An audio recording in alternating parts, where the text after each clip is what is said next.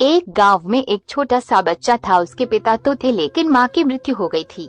पिता सारा दिन काम करता और अपने बेटे को पाल पोस कर बड़ा करता है। वह सारे सुख अपने बेटे को देता है जो एक माँ दे सकती थी। उस पिता ने कभी कुछ नहीं मांगा, सिर्फ इतना ही मांगा कि मेरे बेटे को कोई परेशानी ना हो। दिन बीतते गए, बेटा पढ़ लिख कर अच्छा जॉब भी करने लगता है और वे शहर में रहने लगता है। कुछ दिन बाद वे अपने पिता से मिलने आता है और कहता है, पापा मुझे कुछ पैसों की जरूरत है। मैं चाहता हूँ कि शहर में ही जमीन लेकर अपना घर बना लूँ। पिता इस बात को सुनकर बहुत खुश होते हैं। सोचते हैं कि मेरा बेटा है, एक ना एक दिन नाम करेगा। जिंदगी भर की बचाई हुई पूंजी को निकालकर अपने बेटे को दे देते हैं।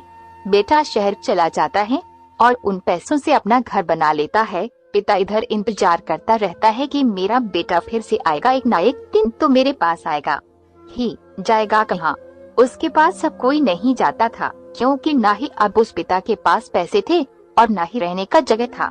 कुछ दिन बाद बेटा फिर लौट कर आता है और अपने पिता से कहता है, पापा अब आप दादाजी बनने वाले हैं। पिता को बहुत खुशी होती है। इस बात को सुनकर वे कहते हैं, तू मुझे मेरी बहू और पोता से कब मिलाएगा?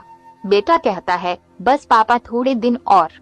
पापा मुझे कुछ पैसों की जरूरत है, क्योंकि आजकल थोड़ा जॉब में खींच बीच हो रहा है, जिसके कारण से मुझे कुछ दिन के लिए सस्पेंड कर दिया गया है। पिता के पास कुछ नहीं रहता है देने के लिए, लेकिन फिर भी कहता है, अच्छा बेटा तू रुक, मैं अभी आया कुछ पैसों का बंदोबस्त करके।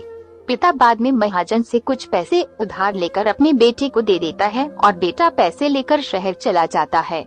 बरसों गुजर जाते हैं। पिता सोचते हैं कि मैं तो अब दादाजी बन गया हूँगा, मेरा बेटा पता नहीं मेरे नाती को लेकर कब आएगा। फिर सोचने लगते हैं, समय नहीं मिलता होगा इसलिए मेरा बेटा अभी तक आया नहीं, वरना आया जरूर होता।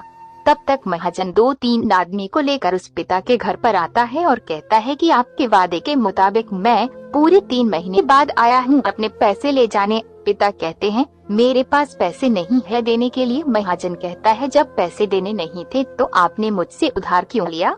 तभी पिता कहते हैं, ठीक है रुको, मैं तुम्हारे लिए पैसों का बंदोबस्त करके आता हूँ। और वहाँ के नजदीकी अस्पताल में चले जाते हैं। वहाँ जाकर अपना ब्लड डोनेट करते हैं और अपनी एक किडनी बेच देते हैं और उस महाजन का कर्ज छोटा कर देते हैं। किडनी बेचने के बाद उनकी स्थिति और भी खराब हो जाती है और वे उस राह में जी रहे होते हैं कि मेरा बेटा एक दिन आएगा जरूर। इस आस में जीते जीते एक दिन पिता की मृत्यु हो जाती है, परंतु उस बेटे को अपने पिता को आग देना भी नसीब नहीं हुआ। दोस्तों, एक पिता की दर्द भरी कहानी हिंदी कहानी को पढ़ने के लिए धन्यवाद।